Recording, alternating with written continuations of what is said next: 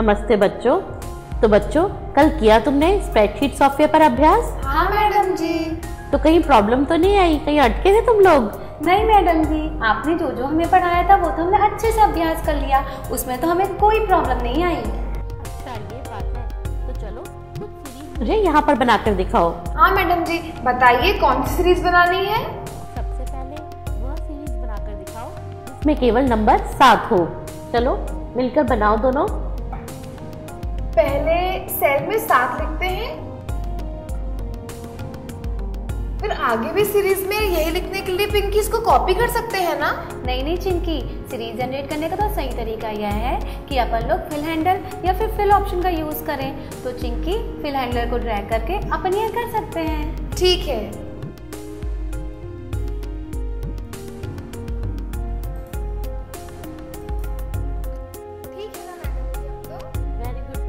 चलो अब एक और सीरीज तैयार करके दिखाओ और उसमें 51 से 89 तक और नंबर्स की सीरीज जनरेट करना।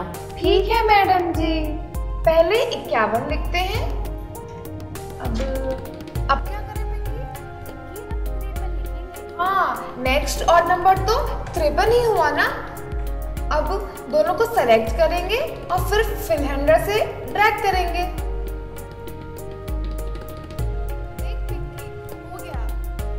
जी ठीक है ना? तो इसका मतलब है कल तुमने अच्छे से अभ्यास किया है। बहुत अच्छा। चलो अब हम आगे की पढ़ाई शुरू करते हैं। जी मैडम जी। बच्चों, आज हम डेटा को फॉर्मेट करना और कुछ सिंपल फॉर्मूलाज के साथ काम करना सीखेंगे। पिछली कक्षा में अपन ने जो मार्क्स लिस्ट तैयार करी थी उसे और अधिक प्रेजेंटेबल और रीडेबल बनाने के लिए उसकी अपीयरेंस को ठीक करेंगे।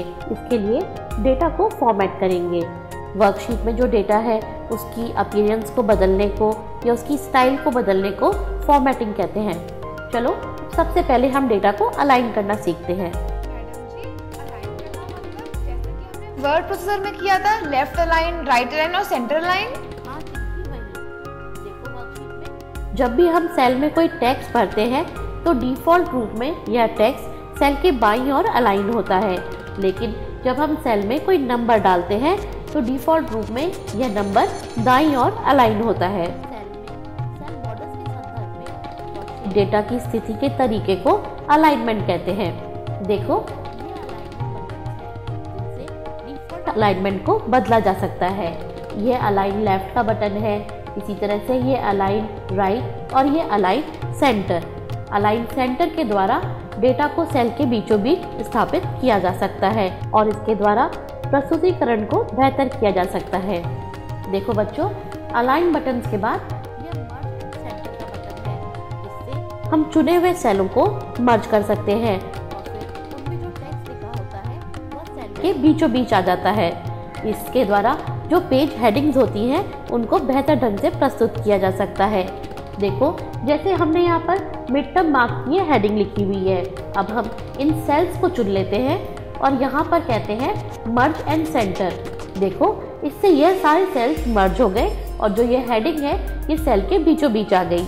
मैडम जी, जैसे हमने वर्ड प्रोसेसर में टेबल्स के डेटा को वर्टिकली अलाइन भी किया था, तो क्या इसमें भी कर सकते हैं हम वर्टिकली अलाइन?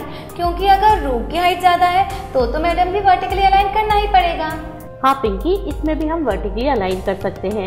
इसके लिए हमारे पास टॉप, बॉटम और मिडिल अलाइनमेंट के बटन्स हैं, इनसे भी कर सकते हैं। और अगर हम सेल पर राइट क्लिक करेंगे तो यहाँ भी हमारे पास फॉर्मेट सेल का विकल्प आएगा, जिससे हम हॉरिजॉन्टली वर्टिकली अलाइन कर सकते हैं।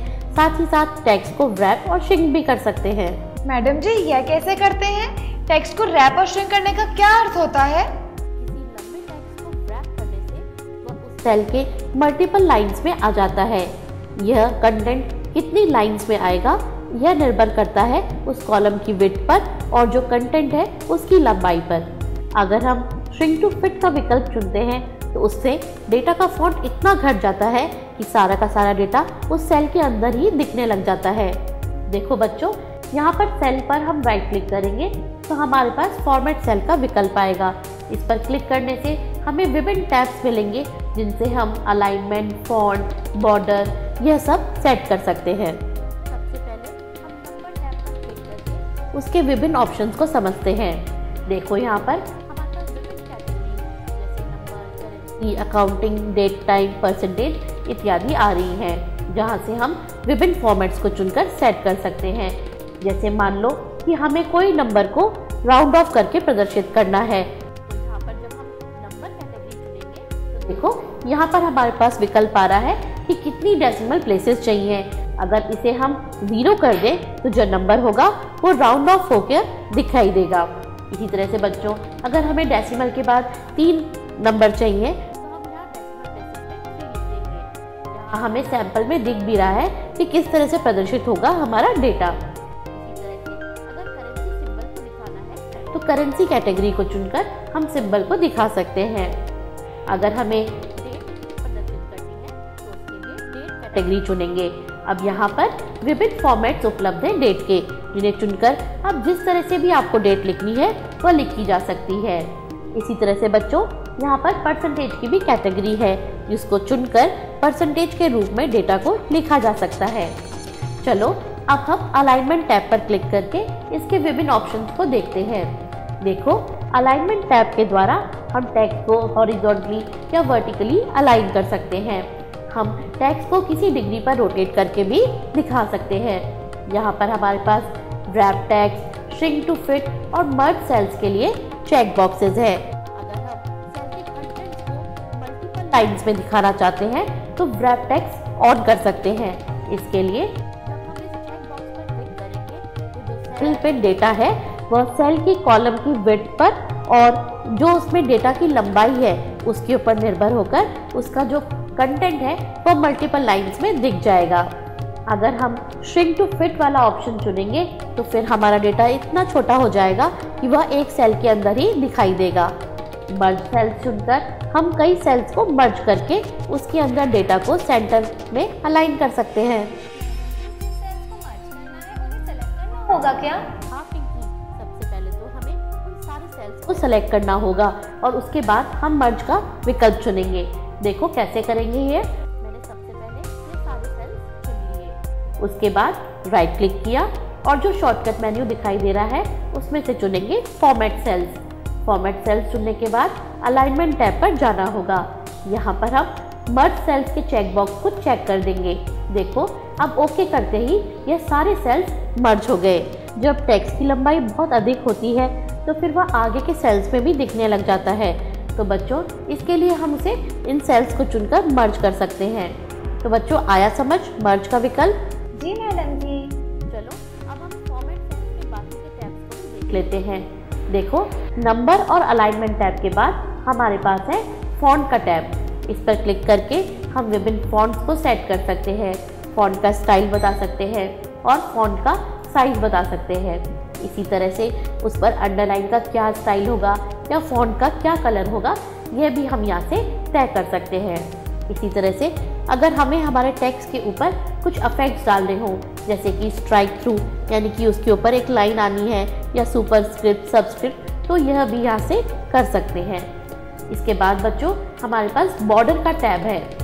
इस पर क्लिक करके हम हमारे सेल के चारों तरफ बॉर्डर डाल सकते हैं या फिर हम इसके ऊपर कोई शेडिंग भी डाल सकते हैं। देखो बच्चों, इस तरह से ये दिख रहा है।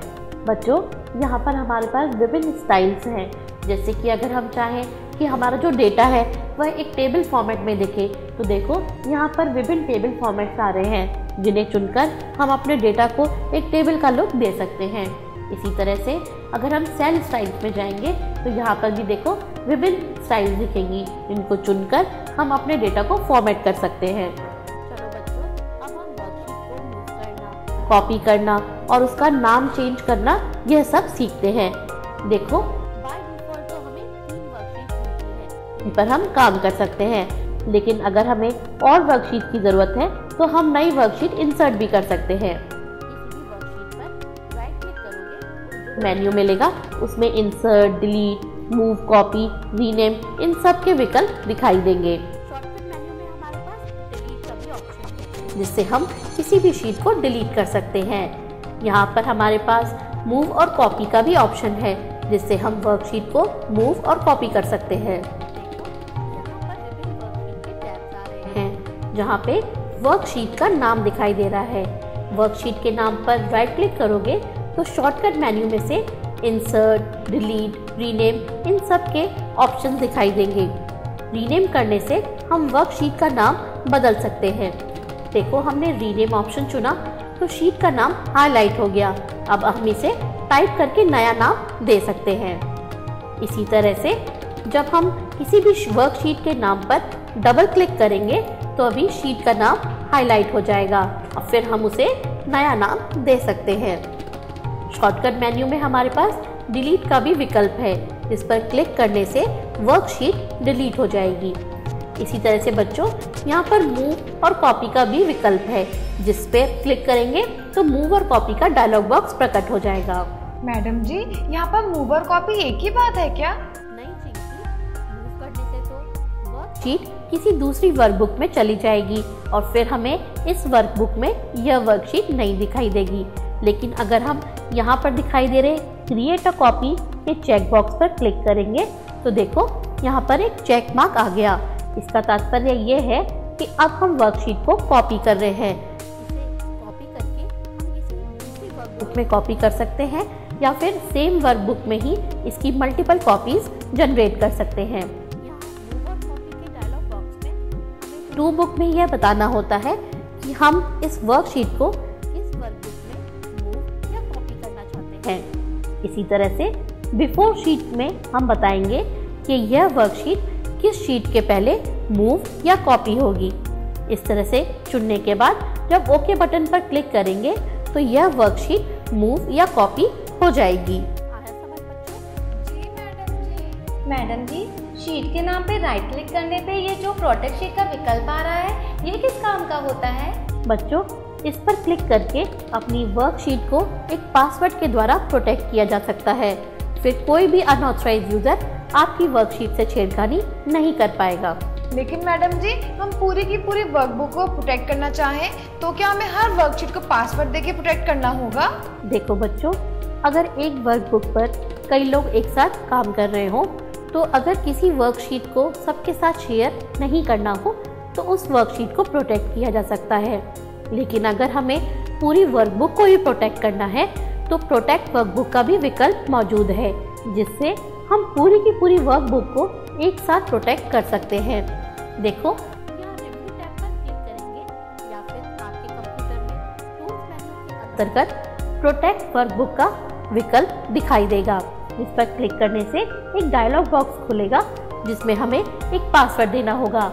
इस पासवर्ड के द्वारा हम वर्कबुक को प्रोटेक्ट कर सकते हैं। बच्चों यहाँ पर ट्रैक चेंजेस की भी सुविधा है, जिससे वर्कशीट में जो भी चेंजेस किए जा रहे हैं उन्हें हाईलाइट करके देखा जा सकता है। अब हम स्प्रेडशीट सॉफ्टवेयर का एक बहुत ही महत्वपूर्ण फीचर जिससे उपयोगी डेटा प्राप्त किया जाता है उसे जानेंगे। स्प्रेडशीट सॉफ्टवेयर में फॉर्मूलाज लिखकर कैसे भी जटिल से जटिल गणनाएं की जा सकती हैं। स्प्रेडशीट सॉफ्टवेयर में फंक्शंस की मदद से काम और समय की बचत की जा सकती है। मैडम जी ये फंक्शंस मतलब फॉर्मूला क्या? बच्चों स्प्रेडशीट सॉफ्टवेयर में हम अपने हाथ से फॉर्मूला लिख सकते हैं या फिर फंक्शंस की मदद ले सकते हैं। इसमें मैथमेटिकल फार्मूलाज जैसे जोड़ने का फार्मूला या फिर घटाने का फार्मूला या फिर हाईएस्ट नंबर निकालना हो या एवरेज निकालना हो, इन सब तरह के मैथमेटिकल फार्मूलाज के लिए मैथमेटिकल फंक्शंस की कैटेगरी उपलब्ध है, जिसमें हमें कई तरह के मैथमेटिकल फंक्शंस मिल जाएंगे। इसी तरह से इसमें text based, string based, logical functions, mathematical trigonometry function, statistical function इत्यादि फंक्शंस की कैटेगरी भी मिल जाती है। फंक्शंस के द्वारा बिना फॉर्मूले को याद किए हम आसानी से काम कर सकते हैं। देखो यहाँ फंक्शंस के अंतर्गत विभिन्न फंक्शंस की कैटेगरी आ रही है, जैसे math and trigonometry functions, date and time function, logical function, text string functions. इन फंक्शंस पर क्लिक करेंगे तो इनके अंतर्गत आने वाले सभी फंक्शंस को देखा जा सकता है। टेक्स्ट और स्ट्रिंग बेस्ड फंक्शंस का क्या उपयोग है? टेक्स्ट फंक्शंस के द्वारा हम किन्हीं दो स्ट्रिंग्स जैसे पहला नाम और सरनेम इन्हें जोड़ना हो या हमें फ़ोन नंबर को चेक करना हो कि यह सही है या नहीं, इसकी लंबाई सही है, इसमें जो कैरेक्टर्स होते हैं वह लिखे हैं या नहीं, या फिर हमें किसी टेक्स्ट को किसी दूसरे टेक्स्ट से रिप्लेस या सब्स्टिट्यूट करना हो इस तरह के टेक्स्ट बेस्ड फंक्शंस करने के लिए हम टेक्स्ट फंक्शंस का उपयोग करते हैं। हम इसे आगे करके देखेंगे। मैडम जी, डेट और टाइम फंक्शंस किस काम आते हैं? दो डेट्स के बीच का अंतराल निकालना हो या फिर यह पता लगाना हो कि इस दिनांक पर कौन सा दिन था, यानी कि संडे, मंडे, ट्यूसडे। तो इस तरह के कामों के लिए हम डेट टाइम फंक्शंस काम में लेते हैं। वाह मैडम जी, गणित के फॉर्मूलों के साथ-साथ इसमें तो टाइम और डेट के फंक्शंस भी हैं। बहुत कुछ है सॉफ्टवेयर में तो। पिंकी, बहुत अच्छे से अभ्यास करना होगा अपने को तो। हाँ चिंकी। तो बच्चों, अब तुम्हें यह तो समझ आ गया कि विभिन्न फॉर्मूलेस के लिए इस सॉफ्टवेयर में फंक्शंस उपलब्ध हैं, जिन्हें काम में लेकर बिना फॉर्मूला याद किए काम किया जा सकता है। लेकिन सबसे पहले हम यहाँ पर खुद फॉर्मूला लिखना सीखते हैं। चलो हम मार्क्स का टोटल करके देखते हैं। जिस सेल में हमें फॉर्मूला लिखना है उस सेल पर सबसे पहले क्लिक करना होगा। उसके बाद टाइप करना चालू करेंगे। सबसे पहले हमें इक्वल्स टू लिखना होगा। ध्यान रखना बच्चों कि फॉर्मूला की शुरुआत में इक्वल्स टू का होना ज़रूरी है। इक्वल्स टू लिखते ही यह समझ जाता है कि हम यहाँ पर फॉर्मूला लिखने वाले हैं। अब हमें वह संख्या टाइप करनी है जिसका जोड़ हम करना चाहते हैं। यहाँ पर संख्या लिखने की बजाय हम सेल का नाम भी लिख सकते हैं, यानी कि यहाँ पर हम लिखेंगे E6। इसका अर्थ है कि हम E6 में लिखी गई संख्या को जोड़ना चाहते हैं। अब चूंकि हम यहाँ पे जोड़ना चाहते हैं तो संख्या लिखने के बाद हम प्लस चिन्ह लगाएंगे। उसके बाद हम दूसरी संख्या लिखेंगे, फिर से प्लस चिन्ह लगाएंगे और फिर आगे की संख्या लिखते जाएंगे। इस तरह से प्लस चिन्ह लगाकर और संख्या लिखते जाएंगे। उसके बाद हमें एंटर कुंजी देनी होगी। देखो यहाँ पर रिजल्ट आ गया। अरे हाँ, देख चिंकी, मार्क्स का टोटल आ गया और वो भी एकदम सही। पता है चिंकी, मैंने तो पहले से ही जोड़ लगा रखा था। हाँ पिंकी, मैडम जी इस तरह से तो हम सारे स्टूडेंट्स के लिए टोटल निकाल सकते हैं ना? हाँ चिंकी, वह भी करेंगे, लेकिन उससे पहले मुझे तुम लोगों को कुछ महत्वपूर्ण बातें बतानी है। बच्चों, क्या तुम्हें पता है कि फॉर्मूला क्या होता है? मैडम जी, आंखों पर हिसाब करने के लिए प्रयोग किया जाने वाला समीकरण ही फॉर्मूला कहलाता है। बहुत बढ़िया पिंकी। क्या तुम्हें पता है कि हिसाब में किए जाने वाले ऑपरेशन का उल्लेख करने वाले चिन्ह या संकेत को क्या कहते हैं? हिसाब में जिस प्रकार का ऑपरेशन करना है उसी प्रकार का चिन्ह लगाते हैं। जैसे किसी दो संख्याओं को जोड़ने के लिए प्लस का चिन्ह, उन्हें घटाने के लिए माइनस का चिन्ह और गुणा करने के लिए क्रॉस का चिन्ह। सही कहा। लेकिन क्या तुम्हें पता है कि कंप्यूटर में इन चिन्हों को क्या कहते हैं? कंप्यूटर में इन चिन्हों को कहते हैं ऑपरेटर्स। जैसे प्लस, माइनस, मल्टीप्लाई, इन सब के जो चिन्ह होते हैं इन्हें बोलते हैं अरिथमेटिक ऑपरेटर्स। इसी तरह से more than, less than, more than equals to, less than equals to, इस तरह के ऑपरेटर्स को बोलते हैं कंपैरिजन ऑपरेटर्स, जो कि मूल्यों की तुलना करने के काम आते हैं। एक फॉर्मूला में आप कितने भी ऑपरेटर्स का प्रयोग कर सकते हो, जैसा कि आप गणित में फॉर्मूला लिखते वक्त करते होगे। लेकिन बच्चों, सबसे ज़रूरी बात यह ध्यान रखना कि फॉर्मूला की शुरुआत इक्वल्स टू के साइन से होगी और उसके बाद उसका ऑपरेशन लिखा जाएगा। चलो बच्चों, अभी तक तो हमने केवल एक ही स्टूडेंट के मार्क्स का टोटल किया है। अभी तो सारे स्टूडेंट्स के लिए टोटल निकालना है। तो देखो, दूसरे स्टूडेंट के टोटल में हमने लिखा इक्वल्स टू। अब जैसा कि मैंने बताया था, यहाँ हम संख्या लिख सकते हैं या फिर यह संख्या जिस सेल में लिखी है उस सेल का रेफरेंस, यानी कि उस सेल का एड्रेस दे सकते हैं। इस सेल के एड्रेस के लिए हम इस सेल पर क्लिक भी कर सकते हैं। देखो, हमने सेल पर क्लिक किया तो सेल का एड्रेस या सेल का रेफरेंस आ गया। अब हम प्लस का चिन्ह लगाते हैं। उसके बाद दूसरे सेल पर क्लिक करते हैं, फिर प्लस का चिन्ह, और इस तरह से सारे मार्क्स आ जाएंगे। उसके बाद एंटर कुंजी दबाएंगे तो यहाँ पे दूसरे स्टूडेंट के लिए भी टोटल आ गया। अब ये हमें बाकी बचे स्टूडेंट्स के लिए भी टोटल निकालना है। तो इसके लिए जब मैंने फिल हैंडलर को नीचे ड्रैग किया तो देखो सारे स्टूडेंट्स के लिए ही टोटल आ गया। अरे वाह! अरे ये कैसे हुआ मैडम जी? यह तो किसी चमत्कार जैसा लग रहा है। ड्रैग करते ही अपने आप सारे स्टूडेंट्स के लिए टोटल आ गया। यह कैसे हुआ? बच्चों, यह कोई चमत्कार नहीं है। देखो, तुम्हें समझाती हूँ। ये जो पहले वाला टोटल है, इसमें हमने फॉर्मूले में वास्तविक मूल्य दिए थे। यह जो दूसरा फॉर्मूला है, इसमें हमने वास्तविक मूल्य की जगह सेल रेफरेंस दिया है।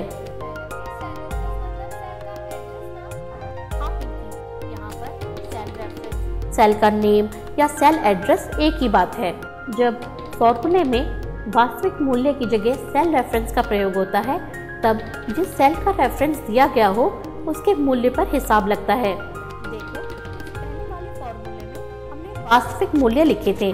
अब अगर मैं इस स्टूडेंट के मार्क्स घटा दूं तो यहाँ पर कोई भी बदलाव नहीं हुआ, रिजल्ट वैसा का वैसा आ रहा है। इससे तो यह फॉर्मूला गलत हो गया क्योंकि यहाँ पर हमने वास्तविक मूल्य लिखे थे। जब हमने यह मूल्य घटा दिए तो भी इस फॉर्मूले के रिजल्ट में कोई बदलाव नहीं हुआ।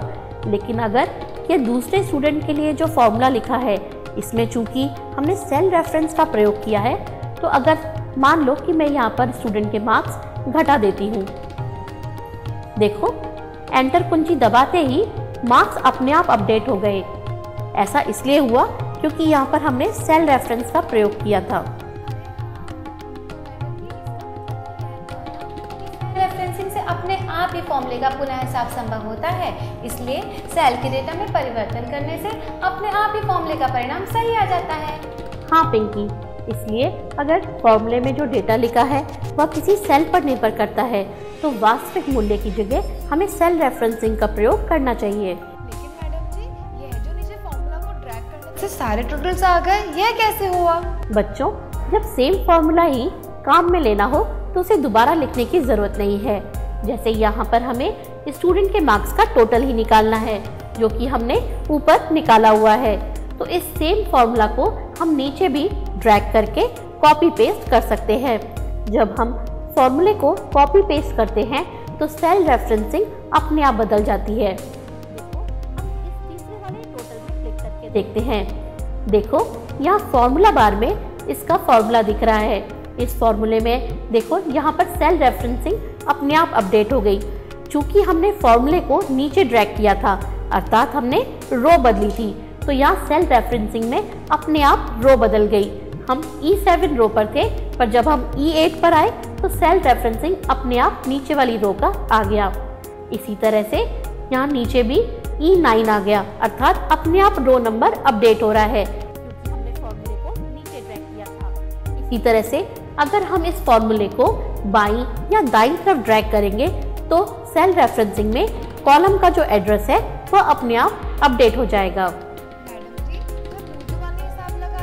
कागज पर परिणाम बना दे तो गलती हो सकती है, लेकिन यहाँ तो गलती का कोई चांस नहीं बनता। तो चलो अब फटाफट से हम सभी स्टूडेंट्स की परसेंटेज भी निकाल लेते हैं। देखो, इसकी हेडिंग दी हमने परसेंटेज। उसके बाद नीचे सेल पर क्लिक किया और सबसे पहले क्या लिखेंगे? Equals to. इक्वल्स टू के बाद हमने टोटल वाले सेल पर क्लिक किया तो स्टूडेंट के मार्क्स का टोटल का सेल रेफरेंस आ गया। अब इसको डिवाइड करेंगे टोटल मार्क्स से और इनटू 100 लिखेंगे। यहाँ 100 तो कांस्टेंट है। जब हम इस फॉर्मूले को नीचे ड्रैग करेंगे तो यह 100 ही रहेगा क्योंकि यह सेल रेफरेंस नहीं है तो यह बदलेगा नहीं। एंटर कुंजी दबाने से पहले स्टूडेंट की परसेंटेज आ गई। अब इसको ड्रैग करेंगे, देखो इस तरह से सारे स्टूडेंट की परसेंटेज भी आ गई। ठीक है ना बच्चों? जी, जब मूजुबानी हिसाब लगाते हैं, कागज पर परिणाम बनाते हैं तो गलती हो सकती है, लेकिन यहाँ तो गलती का कोई चांस ही नहीं बनता। हाँ बच्चों, तो चलो अब हम फंक्शंस एंटर करके देखते हैं। नहीं मैडम जी, आज तो हमें इतने सारे फॉर्मूलाज का अभ्यास करना है। हाँ मैडम जी, अब बाकी का कल पढ़ेंगे ना। ठीक है बच्चों, तो आज तुम जाकर विभिन्न फॉर्मूलाज पर प्रैक्टिस करो और जो भी फॉर्मूलाज तुमने गणित में सीखे हैं वह सब भी ट्राई करो। आगे का हम अगली कक्षा से शुरू करेंगे। हम आज जो हमने इतना सारा पढ़ा, वर्कशीट को फॉर्मेट करना, सेल रेफरेंसिंग से फॉर्मूला बनाना, इन सब की अच्छे से प्रैक्टिस भी तो करनी है ना। हाँ दोस्तों, आपको भी तो अभ्यास करना होगा। तो चलिए अब मिलेंगे अगली कक्षा में, तब तक के लिए नमस्कार।